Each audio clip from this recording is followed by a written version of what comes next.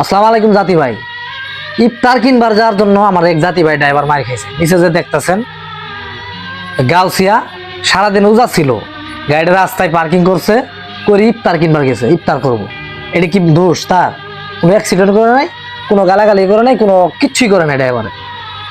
ড্রাইভারে মারপিট করছে ওই এলাকার কিছু বস্তির পোলাপান, অভদ্র সন্তান যারা আছে না, ড্রাইভার সাহেবের গায়ে হাত দেয়, তারা তো অভদ্র সন্তান, যারা সন্তান, তাদেরকে মারছে। এরকম এরকম ভাবে মারছে, সে এখন ঢাকা মেডিকেল ভর্তি। নিচে যে দেখতেছেন তার মুখে দাড়ি, বয়স্ক লোক, যারা মারছে তার বাবার মতো বয়স ওই লোকটা।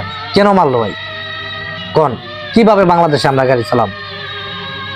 সে কোনো অ্যাক্সিডেন্ট করে নাই, দুর্ঘটনাও করে নাই, তাকে এরকম ভাবে মারা হলো।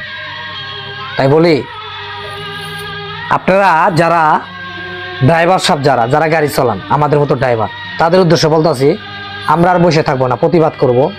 আমরা আবারও মানববন্ধনে ডাক দিব। এইভাবে প্রতিনিয়ত আমাদের ড্রাইভারের গায়ে হাত, আমরা এগুলো মানে নিব না। আমরা পেওয়ারা সব ভিডিওটা শেয়ার করেন। গাউসিয়া এই কাহিনী করছে, সবাই রেডি হন, ইনশাল্লাহ আমরা আবার মানববন্ধনে ডাক দিব। ভালো থাকেন, সুস্থ থাকেন, আসসালামু আলাইকুম।